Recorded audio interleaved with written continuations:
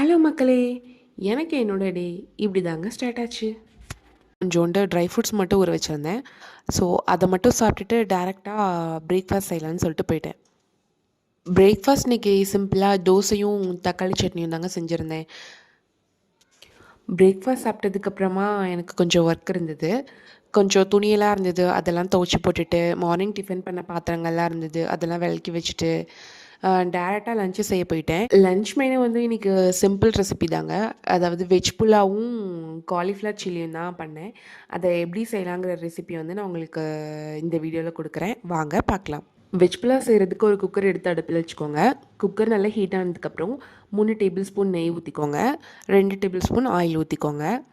Oil நல்லா heat ஆனதுக்கப்புறமா whole spices சேர்த்துக்கோங்க. அதுக்கு முன்னாடி கொஞ்சமாக சோம்பு சேர்த்துக்கோங்க.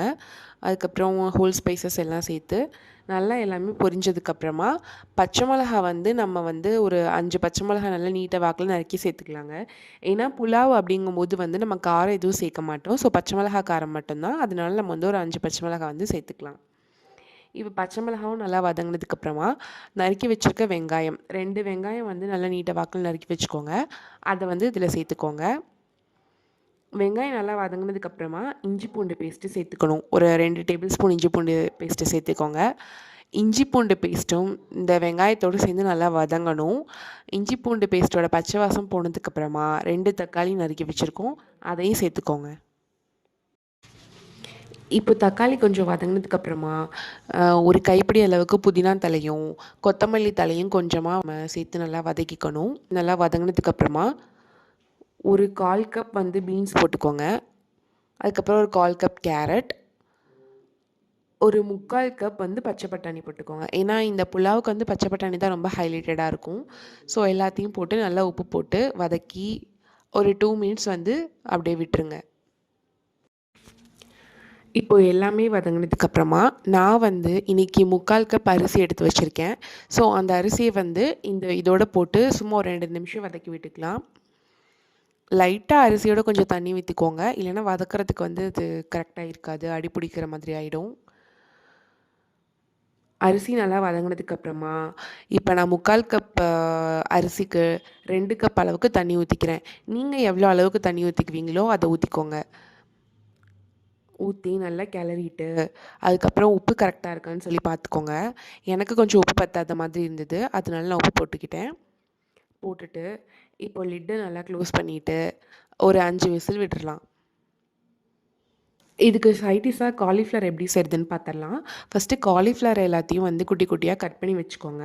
கட் பண்ண காலிஃப்ளவரை ஒரு பாத்திரத்தில் மாற்றி தண்ணி நல்லா ஊற்றிட்டு அதில் கொஞ்சம் மஞ்சத்தூள், லைட்டாக உப்பு போட்டு நல்லா வேக வச்சுக்கோங்க. ரொம்ப அதிகமாக வேக வைக்கக்கூடாது. ஏன்னா காலிஃப்ளவர் சீக்கிரம் வெந்துடும். மீடியம் ஃப்ளேமில் வச்சு ஒரு 5 மினிட்ஸ் வந்து குக் பண்ணிக்கோங்க.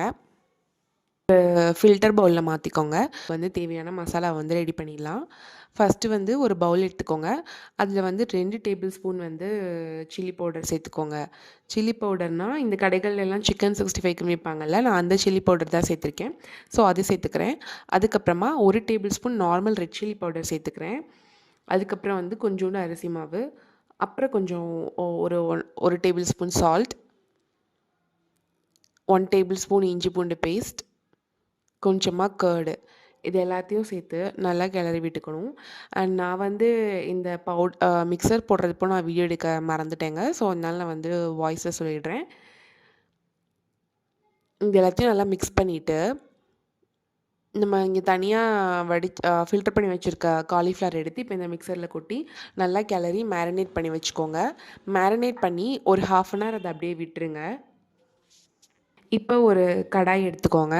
கடாயில் எண்ணெய் கொஞ்சமாக ஊற்றிக்கோங்க. இப்போ எண்ணெய் நல்லா ஹீட் ஆனதுக்கப்புறமா நம்ம மிக்ஸ் பண்ணி வச்சுருக்க காலிஃப்ளவரை ஒவ்வொன்றா எடுத்து இப்போ இந்த ஆயிலில் சேர்க்க போகிறோம். இப்போ எல்லா காலிஃப்ளவரையும் நம்ம ஆயிலில் சேர்த்தாச்சு.